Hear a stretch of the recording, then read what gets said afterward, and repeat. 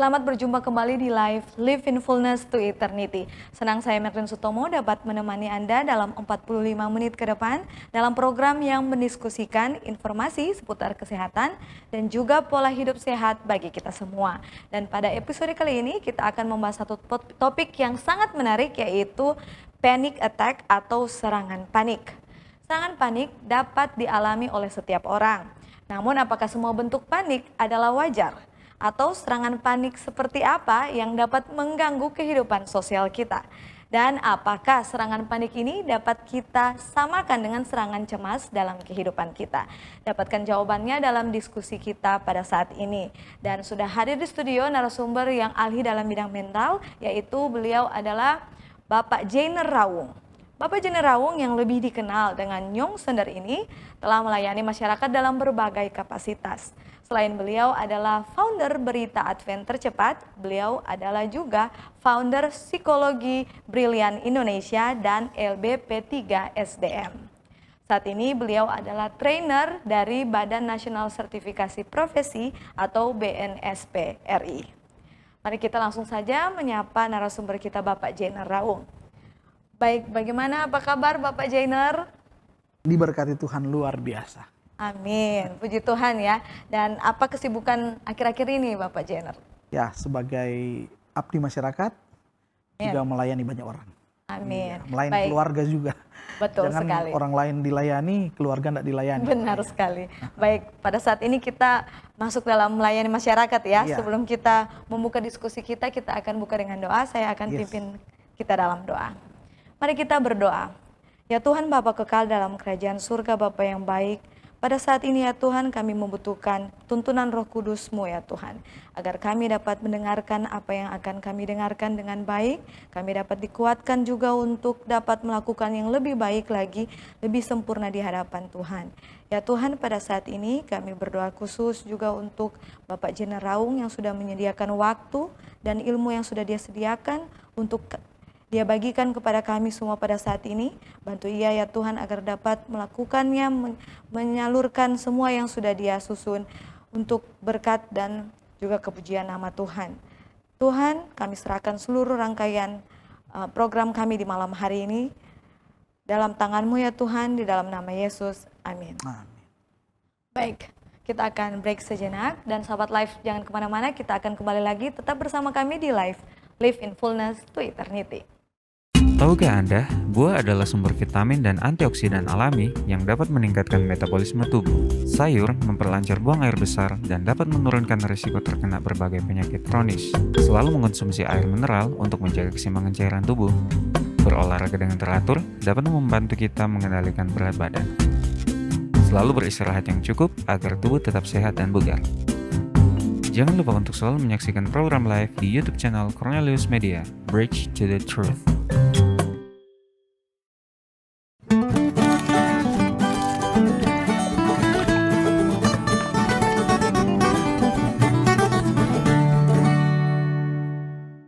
Kembali lagi dengan kami di Live in Fullness to Eternity. Dan kita langsung saja kepada narasumber kita pada saat ini, Bapak Jainer Rawung. Yes. Baik Bapak Jainer, di malam hari ini topik kita menarik ya, panic attack atau serangan panik.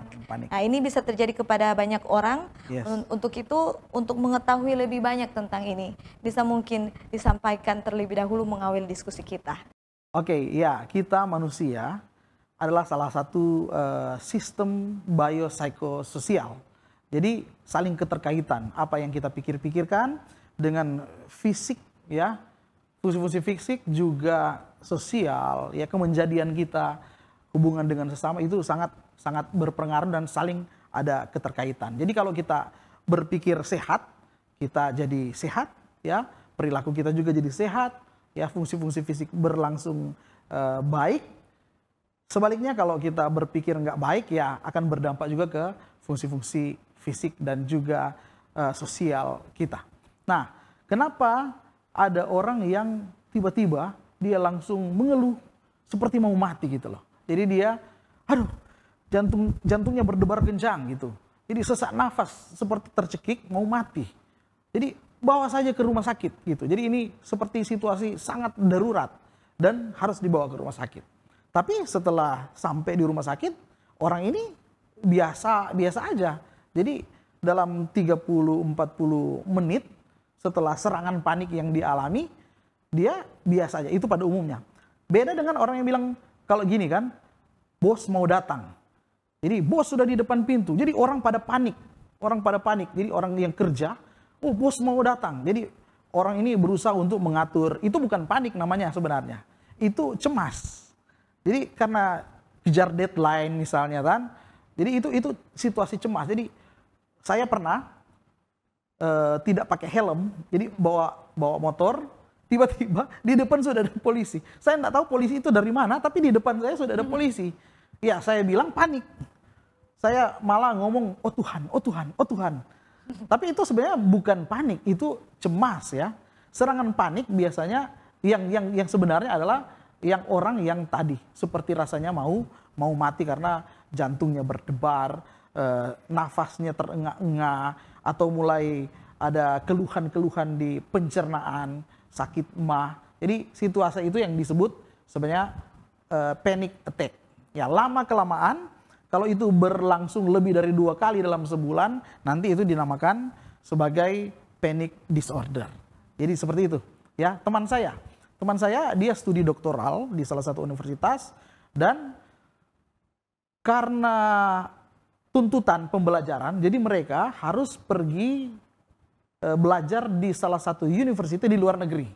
Jadi pergilah mereka ke Australia gitu loh. Jadi untuk studi banding di sana, namanya mahasiswa doktoral, pergi. Waktu mereka sementara berkegiatan, tiba-tiba salah satu teman mereka, mahasiswa, meninggal dunia. Nah, itu memang serangan jantung. Jadi heart attack, jadi dia meninggal karena serangan jantung. Jadi buyar semua rencana mereka untuk belajar di Australia. Jadi langsung urus pulang gitu loh. Jadi kan sudah nggak enak. Mereka mau belajar studi banding, memang sudah masuk ke universitas, salah satu universitas tujuan di sana. Tapi sebelum mengikuti pembelajaran lanjut, teman mereka sudah meninggal dunia. Jadi enggak sampai selesai mereka di sana, sudah pulang ke Manado. Jadi waktu pulang di Manado, tiba-tiba teman saya ini jantungnya berdebar-debar. Jadi seperti dia mau mati. Jadi dia sudah pikir dia seperti temannya yang meninggal di Australia. Jadi itu yang namanya serangan panik. Setelah dicek ke dokter, jantungnya sehat. Ya, tekanan darahnya normal.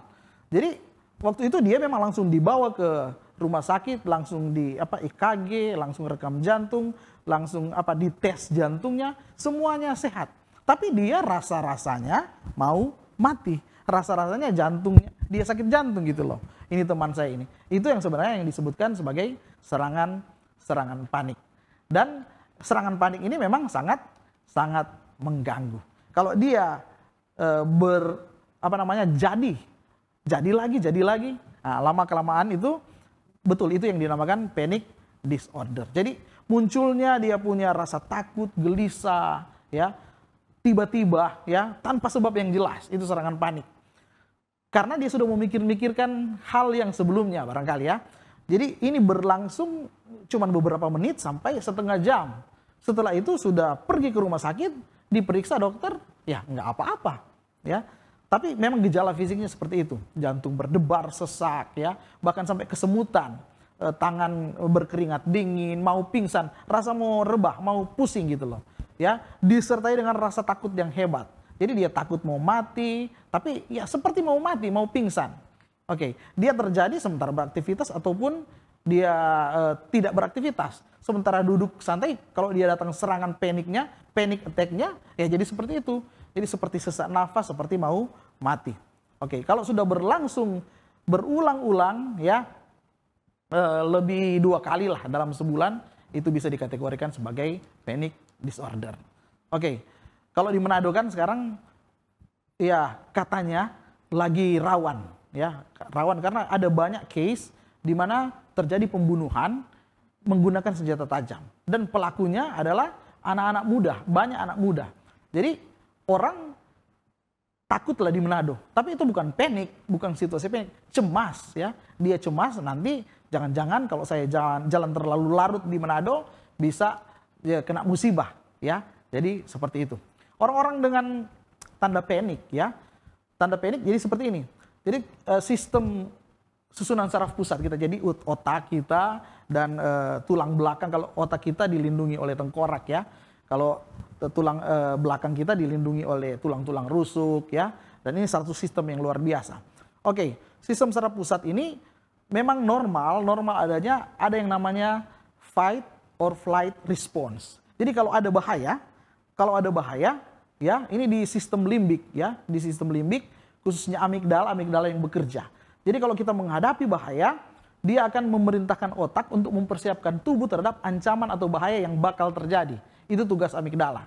Lalu dia memberitahu sama hipotalamus untuk mengeluarkan atau melepaskan kelenjar-kelenjar kortisol sama adrenalin.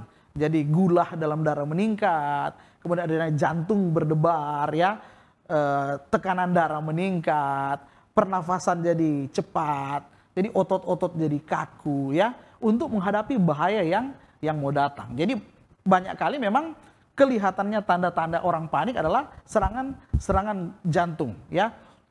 Nah, ketika dia pergi ke rumah sakit yang seperti saya nyatakan tadi, diperiksa tidak ada apa-apanya. Tapi setelah dia tenang, dia akan merasakan rasa capek yang luar biasa, pusing karena dia memang ada adrenalin tadi bekerja keras ya, bekerja keras, kemudian hormon kortisol itu menghasilkan gula yang dia berenergi seperti orang, ya pokoknya dia mau mencari pertolongan karena dia sementara panik.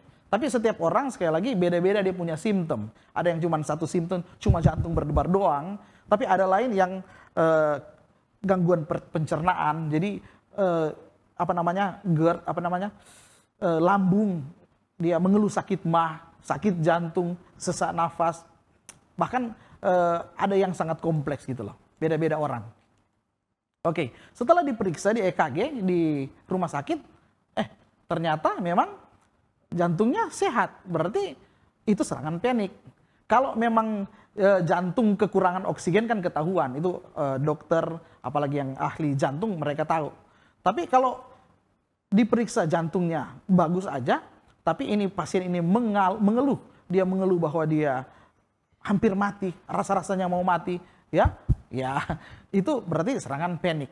Ya, kalau kita berolahraga, kita berkegiatan ya mencangkul, ya tentu kan kita punya jantung dia memang berdebar cepat ya. Kalau kita mencangkul, kita bekerja, kita olahraga, pasti dia berdebar gitu loh. Tapi itu normal.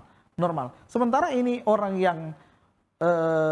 yang mengalami serangan panik atau panic attack tadi, dia berdebar ini cuma di saat itu, nggak tahu penyebabnya seperti apa.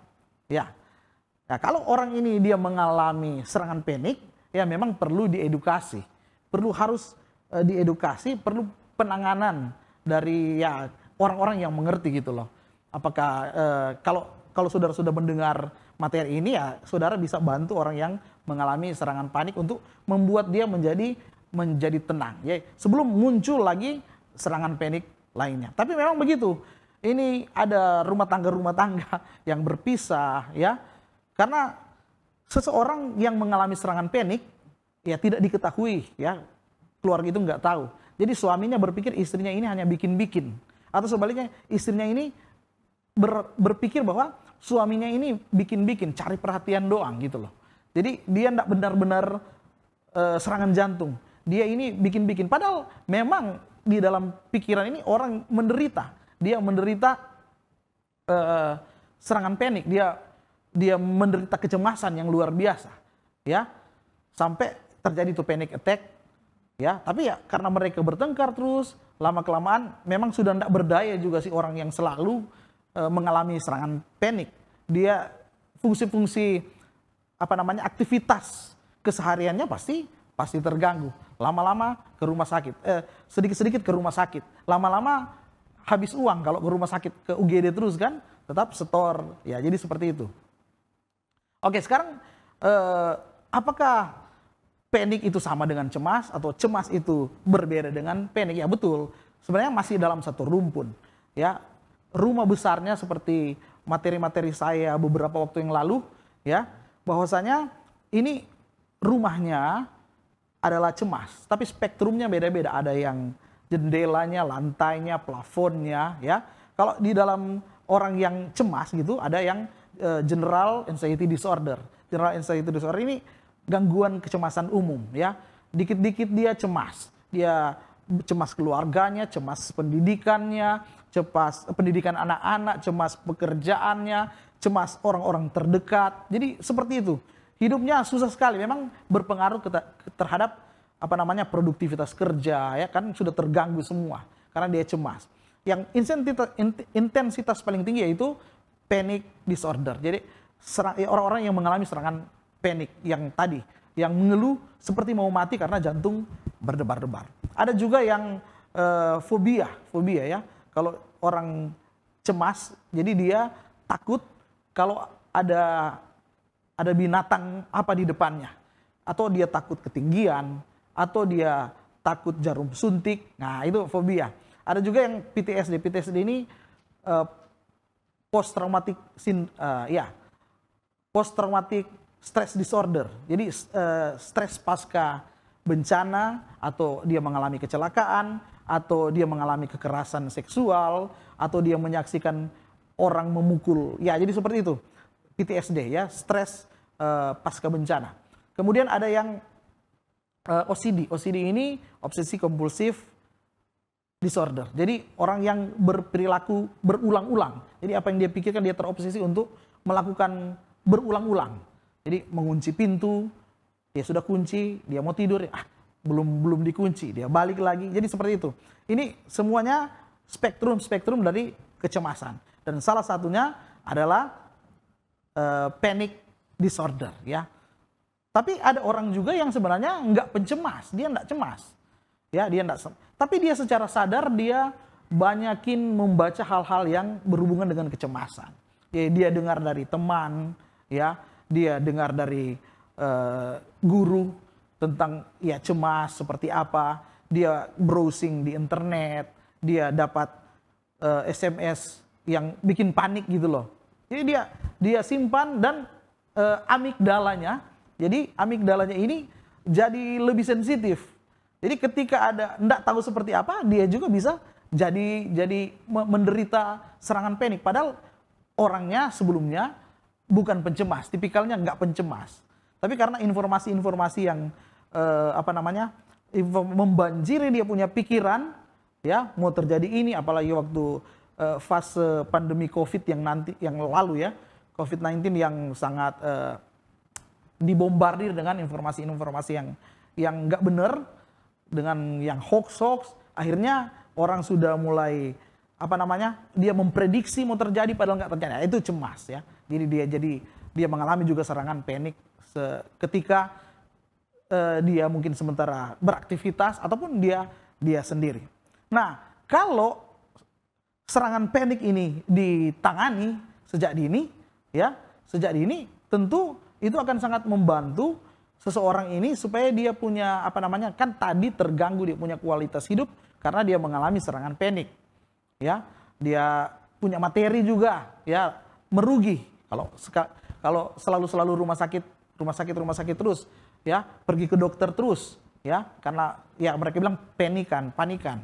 Tapi ini kalau kita bantu, ini orang ini akan pelan-pelan lah ya, akan pelan-pelan dia bisa pulih.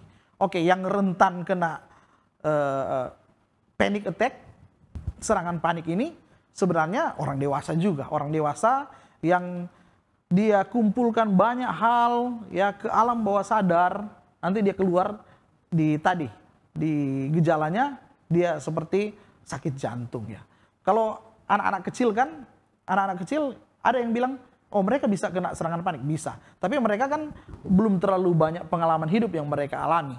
Barangkali mereka mengalami, jadi perwujudannya, manifestasinya bukan serangan jantung. Karena anak-anak juga ya jantungnya sehat. Barangkali mereka akan panik, mereka akan merasa seperti mau masuk neraka. Karena informasi-informasi orang tua bilang, jangan begini masuk neraka, jangan begini. Atau orang tuanya, mamanya mau tinggalkan dia. Jadi anak-anak panik, mama mau tinggalkan dia atau mamanya mau diambil orang gitu loh. Itu anak-anak. Jadi pada umumnya memang serangan panik ini dialami oleh orang dewasa. Oke, penyebabnya seperti apa?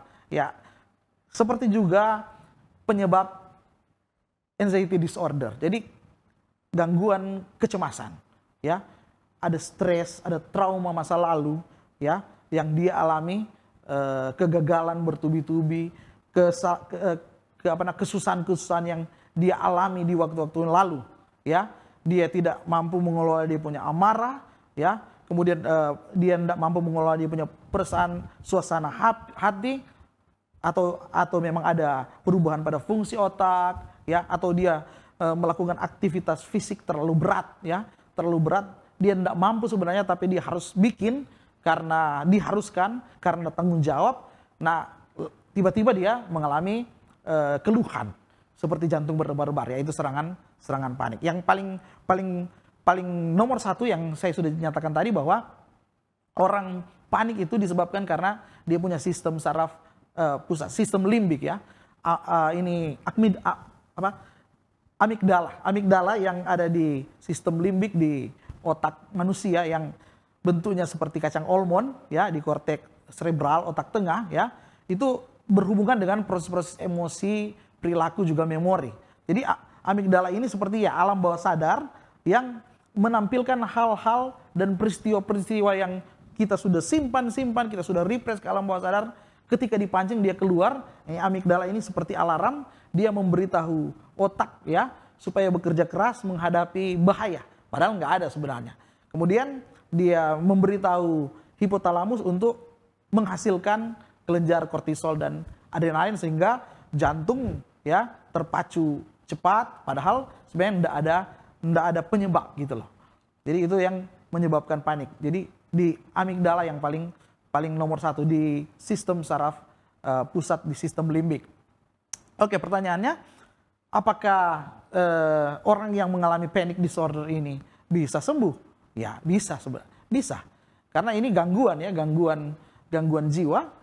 Kalau disentuh, kalau ditangani dengan baik dan sesuai, beda-beda orang. Ada orang yang dengan psikoterapi dia pulih, dia sembuh. Ada yang memang harus penanganan obat, jadi farmakoterapi, ya, farmakoterapi. Tapi yang paling penting juga ini dukungan keluarga. Selain psikoterapi, selain farmakoterapi, perlu dukungan keluarga. Memang tidak ada satu bentuk terapi yang membuat orang ini bisa yang menentukan dia harus pakai ini supaya enggak. Beda-beda orang, beda-beda case, ya, beda-beda pendekatan yang dilakukan. Tapi kalau dilakukan secara paripurna itu sangat membantu. Jadi kalau tenaga profesional seperti psikiater, mereka membantu orang-orang cemas yang mengeluh, dia sudah kayak shopping dokter gitu loh. Jadi tiba-tiba ini dia pikir jantungnya, jadi dia pergi ke dokter jantung. Kalau dia sakit lambung, dia pergi ke dokter penyakit dalam gitu loh. Ya, ke pernafasan dia pergi ke THT. Jadi seperti itu. Padahal sebenarnya ini adalah gangguan jiwa serangan panik. Ya, panic disorder gitu loh. Jadi ujung-ujungnya ketika ke psikiater, maka psikiater memberikan obat. Nah, obat ini untuk mengurangi intensitas. Jadi kalau dia sebulan bisa 5 kali dia kena serangan panik, dia berangsur-angsur menurun dia punya intensitasnya, dia punya frekuensinya. Jadi tergantung juga keparahan dari orang yang mengalami panic disorder. Oke, untuk mencegah supaya nggak terjadi serangan panik, yaitu orang yang tadi yang sudah pernah mengalami serangan panik, ya, sebaiknya jangan terlalu capek, jangan terlalu berat bekerja gitu loh. Jadi kalau ada tugas-tugas yang sangat berat di tempat pekerjaan, ya boleh dicicil atau bagaimana rupa skill, ya, kita terampil untuk bikin bagaimana rupa supaya tugas-tugas itu menjadi ringan. Jangan dihadapi sendiri kalau berat, ya, harus memberitahukan misalnya ke atasan atau minta tolong rekan kerja, ya, supaya agak membantu. Kemudian, ya, makan tepat waktu. Jadi biasanya orang yang GERD itu yang mengeluh masalah lambung, ya. Jadi dia kalau dia sakit mah berarti dia mengalami serangan panik. Jadi sebelum sakit mah, sebelum mengeluh sakit mah, ya lebih baik makan tepat waktu, atau makan jangan dalam jumlah banyak tapi sering, ya, batasi juga gula, penyedap dan sebagainya. Olahraga yang cukup. Jangan juga terlalu capek. Kalau olahraga berlebihan bisa datang serangan panik. Jangan tidur larut malam, itu yang penting. Orang panik kan karena dia berat dengan pekerjaan, berat dengan tantangan kehidupan, dengan tekanan hidup yang dialami. Ya kalau dia begadang, dia tidak tidur, dia tidak istirahat, dia punya otak, dia tidak istirahat, dia punya tenaga, mudah sekali terkena serangan panik. Oke, kemudian penggunaan zat-zat adiktif, rokok, alkohol, ya jangan juga googling, jangan juga terlalu banyak mencari informasi yang belum tentu kebenarannya, informasi-informasi yang sebenarnya menyesatkan dan akhirnya bikin dia susah sendiri. Kemudian latihan regulasi dan autosugesti. Jadi dia latihan itu relaksasi yang paling penting. Kalau sudah jadi kalau ada yang sudah menderita, jadi ini orang ini sudah menderita, mengalami yang namanya serangan panik untuk banyak kali di dalam rentang waktu tertentu, jadi sudah panic disorder misalnya, memang perlu pergi ke profesional. Nanti akan dibantu di sana, apakah psikoterapi atau psychoeducation ya, akan dibimbing si penderita. Dia sangat menderita dengan gejala-gejala, tanda-tanda fisik yang dialami oleh sebab pikirannya sebenarnya yang pencemas, yang dia cemas, ya, dia panik, serangan panik terjadi. Jadi orang ini akan dibantu, dia punya pola pikir, kemudian dia akan dibantu secara mandiri untuk selainnya farmakoterapi ya, selain obat-obatan, obat penenang ya yang akan diberikan kepada dia, tenaga profesional akan membantu lewat lewat nasihat-nasihat bermanfaat.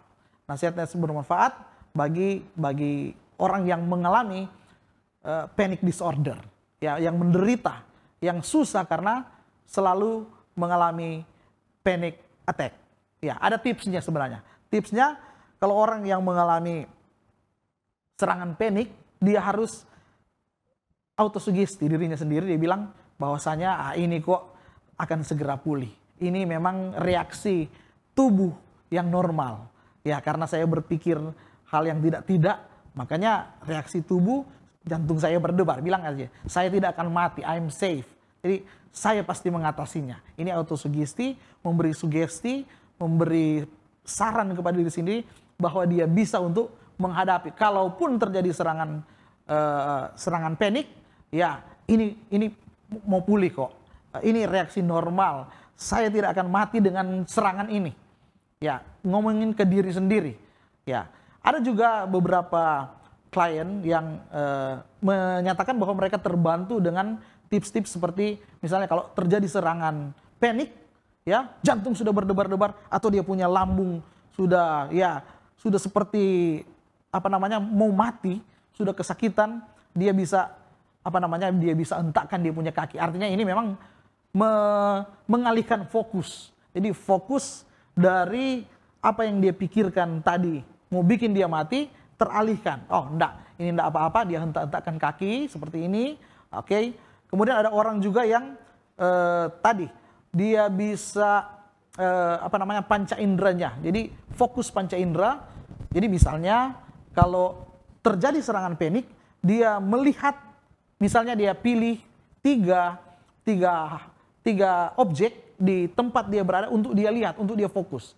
Ya, kalau di sini kalau terjadi ya saya bisa lihat misalnya lampu. Saya lihat lampu atau saya lihat pintu, ya. Itu secara visual. Ada yang mengandalkan ini, audio. Jadi dia bisa fokus untuk mendengar suara orang berjalan atau suara kendaraan berjalan atau dia mendengar musik, dialihkan langsung dia punya pikiran dari serangan panik. Ada orang yang kalau penciuman, ya, dia bisa ambil minyak kayu putih lah atau parfum lah dia, atau dalam indera pengecap. Jadi dia merasakan, dia ambil apalah yang dia bisa supaya teralihkan langsung itu pemikirannya dari serangan panik yang dia derita. Jadi panik, ya. Kemudian dia juga bisa menjaga tubuh tetap hangat. Karena biasanya kalau orang kalau dia sudah merasa dingin, nah ini kan, aduh dia sudah ketakutan, nah dia muncul itu gejala-gejala tadi, sakit jantung sudah mau mati karena tubuhnya sudah dingin. Jadi memang harus dipastikan, ya kalau itu dia harus berupaya supaya badannya tetap hangat, dia menggunakan pakaian yang hangat, ya tidur tepat waktu, ya membangun kepercayaan diri. Karena biasanya orang kalau sudah cemas ini, dia cemas dia tidak bisa lagi ngapa-ngapain, dia pikir dia sudah mau sudah parah, dia pikir dia tidak bisa berdaya, memang ya seperti itu, lama-kelamaan ya dia juga akan susah sendiri dengan kepercayaan yang dia pikirkan saat itu, bahwa dia tidak bisa. Dia harus bangun kepercayaan bahwa saya bisa. Kalaupun saya sakit, saya pasti sembuh. Ada juga tips lain, orang jangan googling hal yang macam-macam.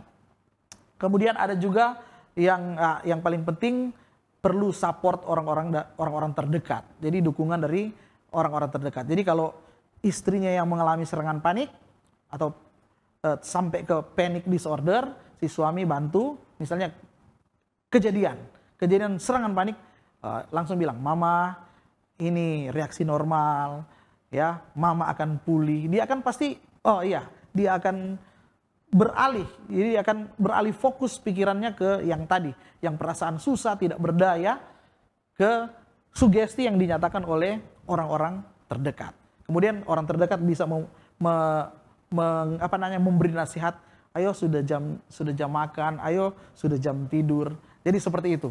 Itu yang perlu kita bantu bila mana ada sesama kita yang mengalami serangan panik. Nah, ada juga case-case yang lain.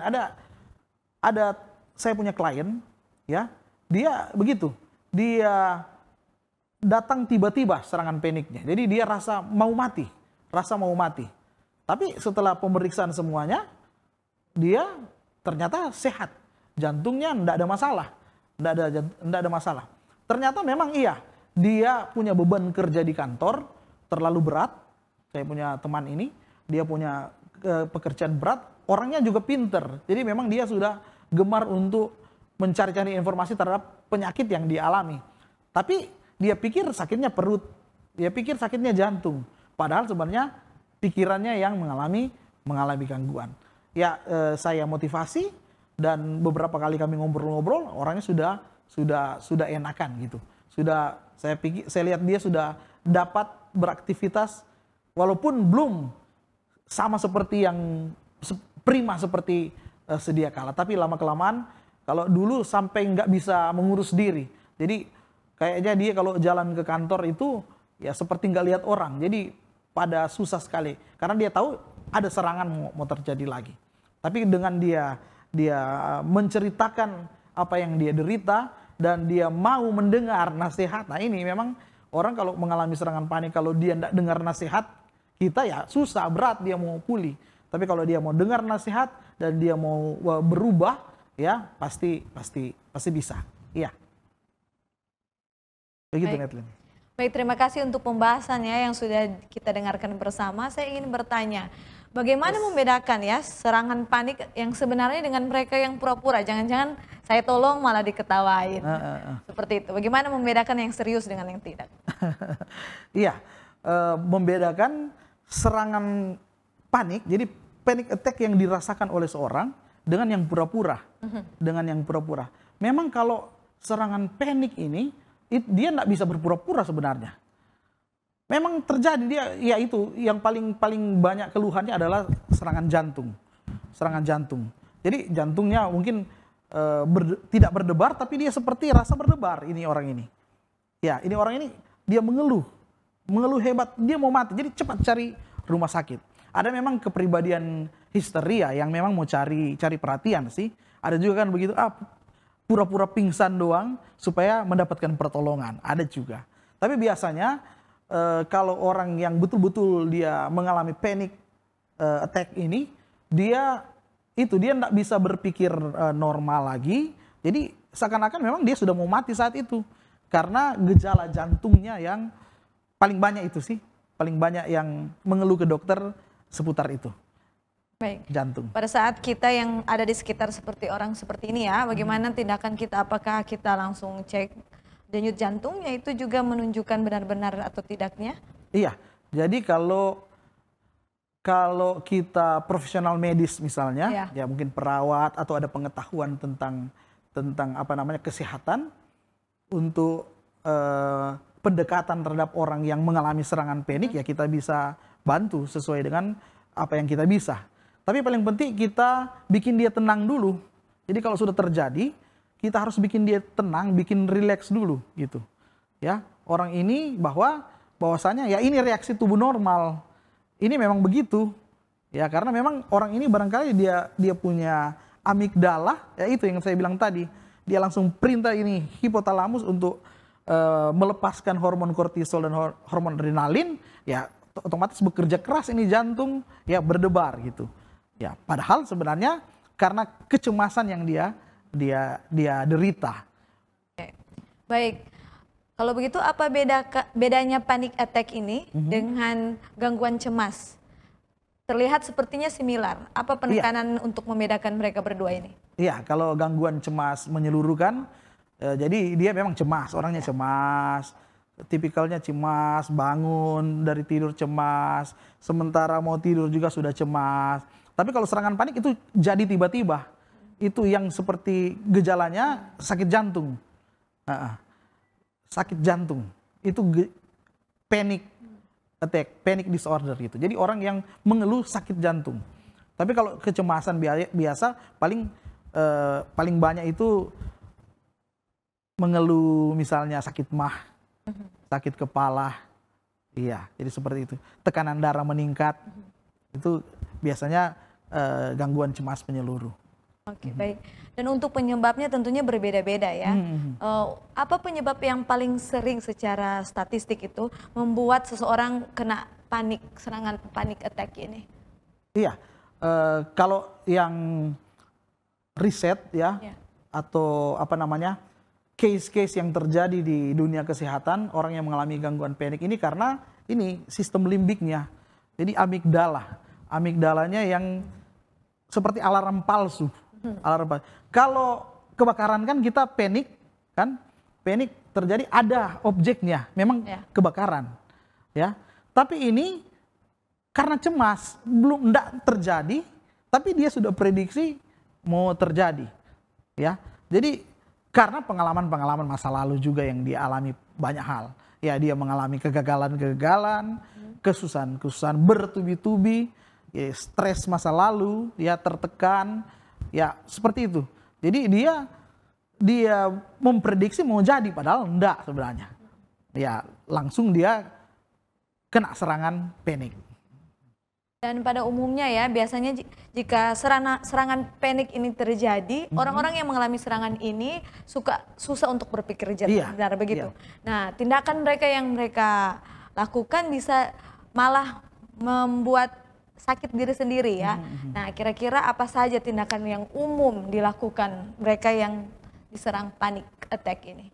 Iya, kalau paling banyak mereka cari rumah sakit. Oke. Iya, cari rumah. Oh, tolong, saya tidak mampu, saya mau mati, bawa saja di rumah sakit. Ya sudah. Jadi dia sudah tidak berdaya. Ada orang bilang gini, kalau panik kan jadi hati-hati kalau gempa bumi terjadi atau kebakaran, jangan panik, tenang. Jadi seperti itu. Kalau dia jangan panik itu bukan kasakusuk, itu bukan panik sebenarnya, itu cemas. Karena cemasnya jadi orang pada tindakan yang ya kalau di air mau tenggelam jangan panik. Orang bilang seperti itu kan. Kalau panik sebenarnya yang tadi serangan kayak itu mau mati karena serangan jantung. Jadi kalau di air ya dia sudah berdaya atau dia artinya mesti dibedakan cemas dan panik. Jadi orang yang karena dia cemasnya, dia menarik, kalau mau tenggelamkan dia tarik orang, atau padahal harus tenang, nanti ada bantuan, atau dalam situasi bencana dia harus tenang. Itu cemas sebenarnya yang paling banyak, paling umum lah tanda-tandanya. Tapi kalau serangan panik ini biasanya ditandai dengan jantung berdebar, sakit jantung gitu loh. Jadi dia mau cari rumah sakit.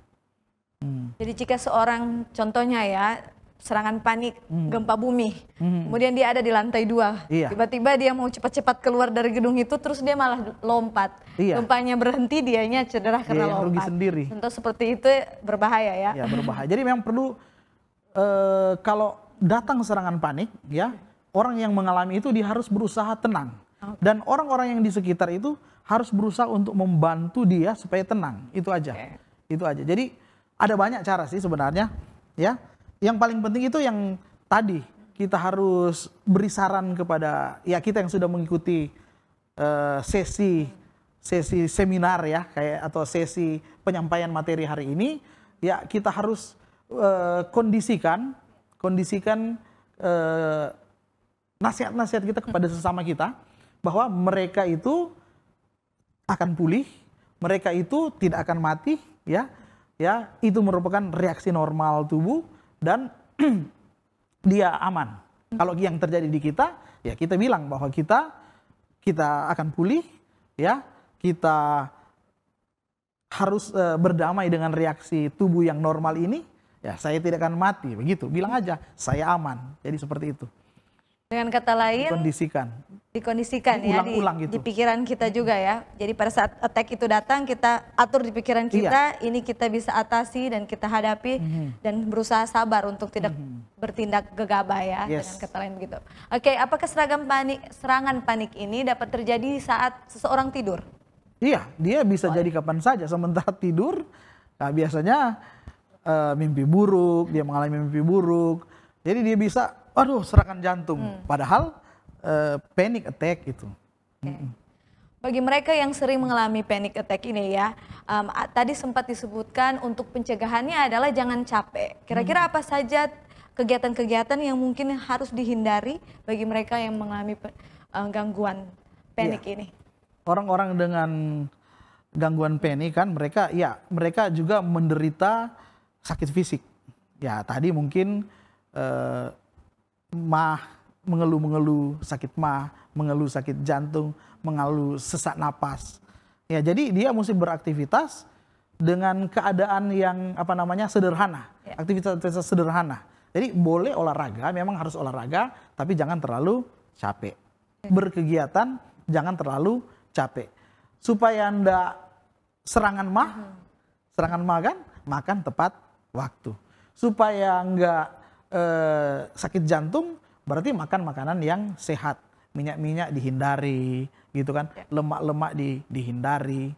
Jadi seperti itu. Beraktivitas biasa aja dan jangan berat. Kemudian masih dalam pencegahan ya, tadi disebutkan latihan regulasi, boleh mungkin dijelaskan lebih lanjut. Latihan regulasi ini seperti apa? Iya, jadi ini self care namanya ya, self care. Self care yang pertama kita evaluasi ya.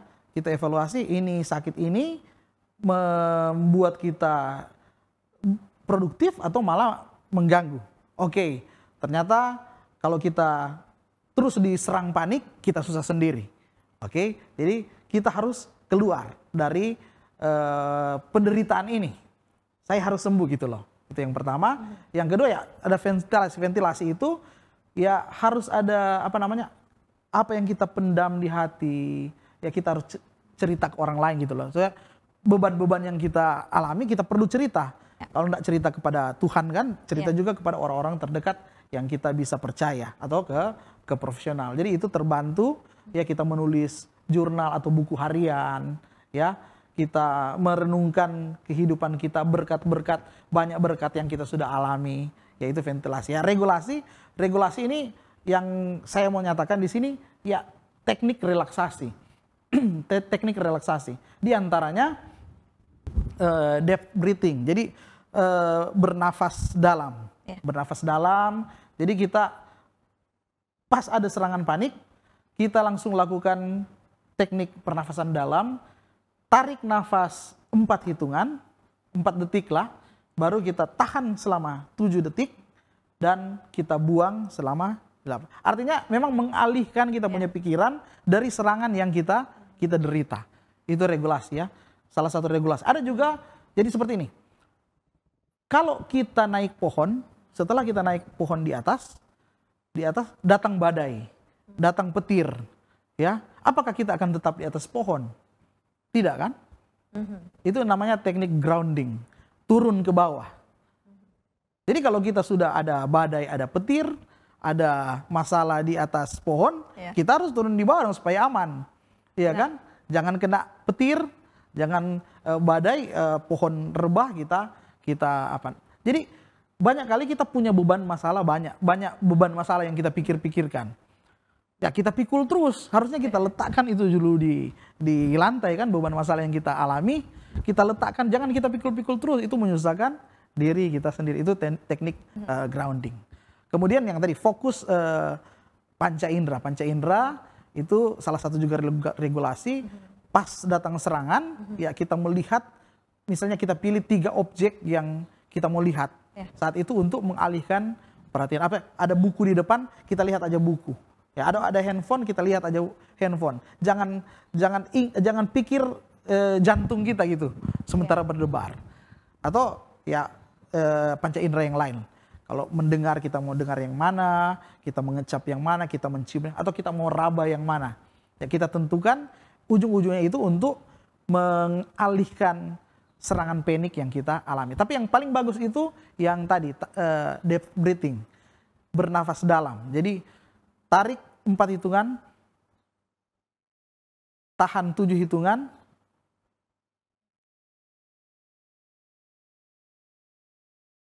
lepas 8 hitungan, 8 detik, sambil afirmasi positif.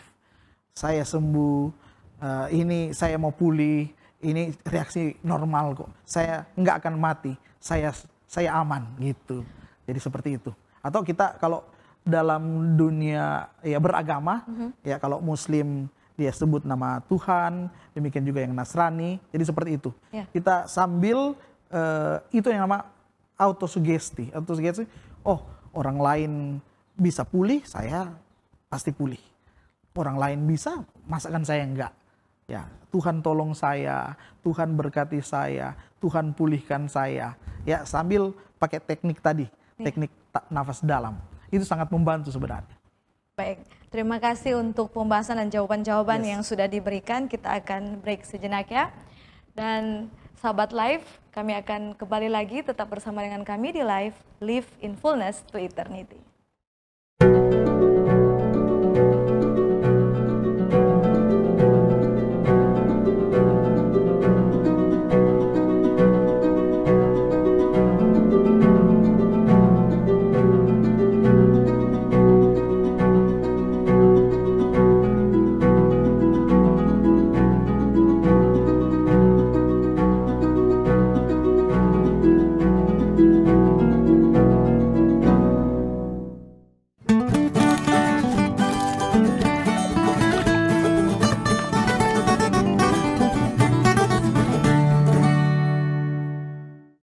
Terima kasih Anda masih setia bersama dengan kami di Live Live in Fullness to Eternity.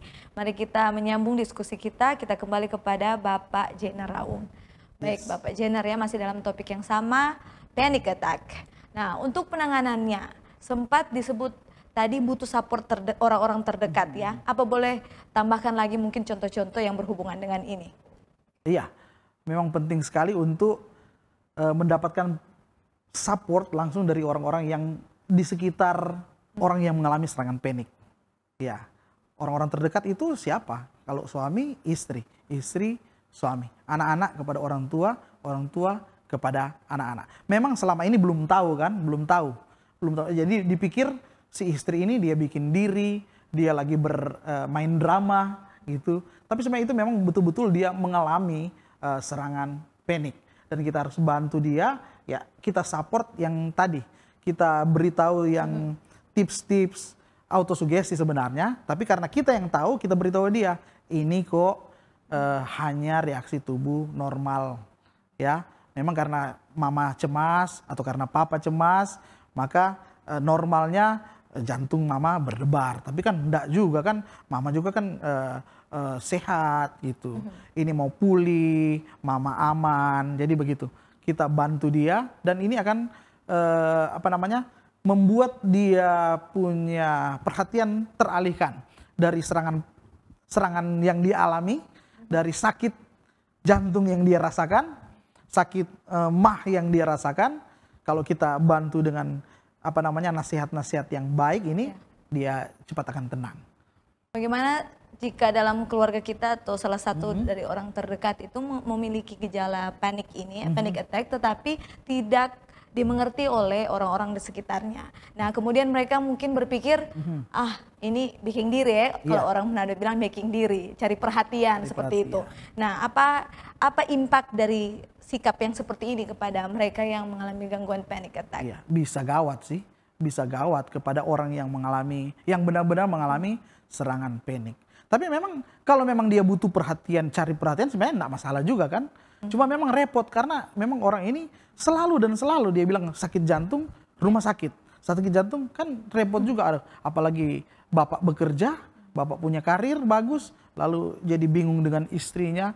Jadi ya kita harus terima aja, maksudnya kita bantu dia, kita tahu dia benar-benar sakit dan dia butuh pertolongan, kita support dia supaya dia pulih. Dan kita berikan kekuatan bahwa mama atau papa pasti mau pulih. Kami dampingi selalu. Nah, itu jadi bagus, jadi tenang orangnya. Jadi lebih baik itu selalu mencegah ya, jika kita lihat walaupun mereka cari perhatian mungkin kita tetap beri perhatian yang mereka butuhkan. Baik, masih dalam penanganan serangan panik ini, tadi sempat disebutkan salah satu penanganannya adalah menjaga tubuh hangat. Bagaimana dengan kondisi jika seseorang sering mengalami panik ini di dalam ruangan, mungkin ruangan itu memang dingin seperti itu. Apa tips-tips yang bisa diberikan? Iya, biasanya kan kalau orang yang merasakan serangan panik, banyak keluhan yang dia ada banyak sih, simptomnya beda-beda tiap-tiap orang. Tapi paling banyak memang serangan jantung, seperti serangan jantung dia alami, padahal enggak kan. Kemudian ya kalau sudah dingin kan sudah mau mati. Ya jadi memang harus diantisipasi dengan ya menggunakan pakaian yang hangat. Kalau dia beraktivitas di ruangan ber-AC, dia harus menjaga supaya ya tubuhnya tetap hangat. Jadi kan nyaman kan, dia aman kalau dia rasa hangat. Tapi kalau sudah mulai dingin, nah dia bisa berpikir, dia bisa panik lagi. Serangan itu bisa terjadi. Tapi bagaimana dengan mereka yang memiliki reaksi tubuh yang sedikit berbeda? Contohnya tidak jadi lebih dingin, tetapi mereka jadi lebih berkeringat. Bagaimana untuk menanggapi ini? Iya kan, beda-beda orang, beda-beda orang. Ya memang kalau serangan panik ada juga yang dia punya tanda keringat dingin. Benar. Keringat dingin, berkeringat dingin. Kalau tubuhnya ini justru panas, ya bisa, ini bukan serangan panik. Kalau dia hangat, berarti dia ya bukan serangan panik itu. Bisa cari perhatian di itu. Iya. Baik, terima kasih. Baik, kita masuk dalam mitos dan fakta ya. Yes. Nah, bagi penderita gangguan serangan panik ini, gejalanya sering sekali muncul dan bisa sangat mengganggu kehidupan sosial si penderita. Mitos atau fakta? Fakta, ya sangat mengganggu lah.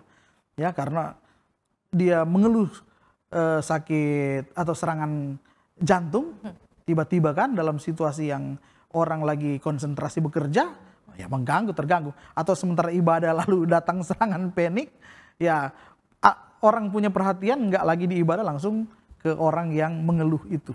Dan memang dia akan mencari pertolongan rumah sakit, UGD. Setelah sampai di UGD, ternyata nggak sakit.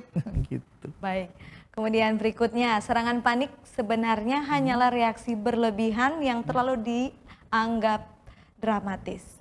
Mitos atau fakta? Dia bisa mitos, bisa fakta. Jadi faktanya memang betul, ini reaksi berlebihan tubuh karena cemas, saking cemasnya ya. Tapi mitosnya kalau orang panik dia nggak mendramatisir, memang nyata.